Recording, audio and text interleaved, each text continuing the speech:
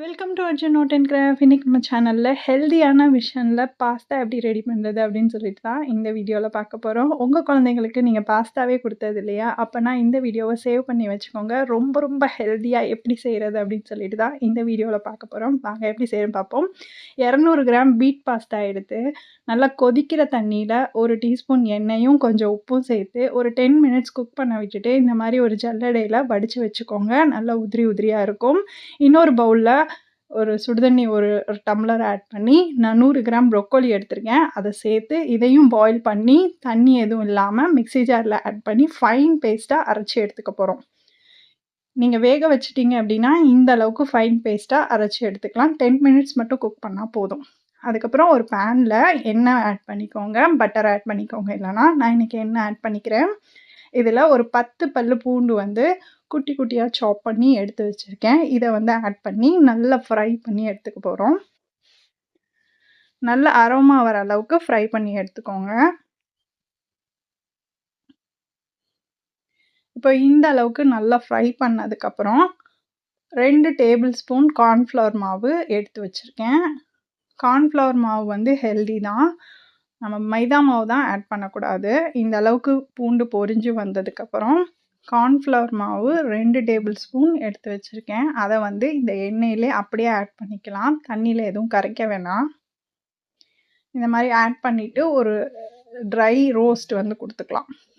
லைட்டாக மிக்ஸ் பண்ணி சிம் ஃப்ளேமில் வச்சு நல்லா ரோஸ்ட் பண்ணுற அளவுக்கு இந்த எண்ணெயிலே இந்த கார்ன்ஃப்ளவர் மாவும் நல்லா வதங்கணும். இப்போ இது கூட நம்ம அரைச்சி வச்சுருந்தோம் இல்லையா ப்ரொக்கோலி வேக வச்சு, அதை வந்து அந்த பேஸ்ட்டாக இது கூட ஆட் பண்ணி நல்லா வதக்கி விட்டுக்கலாம். நான் வந்து கார்ன்ஃப்ளவர் மாவு எடுத்தேன் இல்லையா, அதே கப்பில் 1 கப்பு பால் வந்து எடுத்திருக்கேன். அந்த 1 கப் பாலை இதில் ஆட் பண்ணிக்கலாம். பச்சை பால் தான் எடுத்திருக்கேன், காய்ச்சாத பால். திக்கான பால் எடுத்து ஆட் பண்ணியிருக்கேன். இப்போது இது நல்லா கொதிச்சு வரும். அந்த ஸ்டேஜில் நம்ம பாஸ்தா ஆட் பண்ணிக்கலாம். ஒரு 10 மினிட்ஸ் வந்து குக் பண்ணுங்கள். இதுக்கு தேவையான அளவு உப்பு போட்டுக்கலாம். நம்ம பாஸ்தாவில் ஆல்ரெடி உப்பு போட்டிருக்கோம். இந்த கிரேவிக்கு தேவையான உப்பு மட்டும் போட்டுக்கிட்டா போதும். இது கூட சில்லி ஃப்ளேக்ஸ் வந்து ஒரு 1.5 டீஸ்பூன் அளவுக்கு எடுத்து வச்சுருந்தேன். அதை இது கூட ஆட் பண்ணிக்கிறேன். இப்போ ஒரு கொதிச்சோன்னே நம்ம வேக வச்சுருந்தா பாஸ்தாவை இது கூட ஆட் பண்ணிக்கலாம். ஆட் பண்ணிவிட்டு ஸ்டவ்வை வந்து மீடியம் ஃப்ளேமில் வச்சுக்கோங்க. நம்ம வந்து கார்ன்ஃப்ளவர் மாவை ஆட் பண்ணியிருக்கிறதுனால அடி பிடிச்சிரும் டக்குன்னு. அதுக்காக நீங்கள் வந்து மீடியம் ஃப்ளேமில் வச்சுட்டு ஒரு நல்ல மிக்ஸ் கொடுத்துட்டு இதுக்கு தேவையான அளவு உப்பு கரெக்டாக இருக்கான்னு செக் பண்ணிக்கோங்க. நம்ம உப்பு ஆல்ரெடி ஆட் பண்ணிட்டோம். இப்போ பாஸ்தா போட்டதுக்கப்புறமும் உப்பு கரெக்டாக இருக்கான்னு செக் பண்ணிக்கோங்க. இப்போ வந்து 2 டீஸ்பூன் அளவுக்கு மிக்ஸ்டு ஹர்ப் எடுத்திருக்கேன். நல்ல ஒரு கொதி வந்ததுக்கப்புறம் இந்த மிக்ஸ்டு ஹர்பை மேலே தூவி சர்வ் பண்ணிடலாம். சூப்பரான ஒரு பாஸ்தா ஹெல்தியான விஷனில் செஞ்சிட்டோம். வீடே கமகமன்னு வாசனை வரும். அந்த அளவுக்கு ஒரு ஹெல்தியான பாஸ்தா ரெடி பண்ணியாச்சு.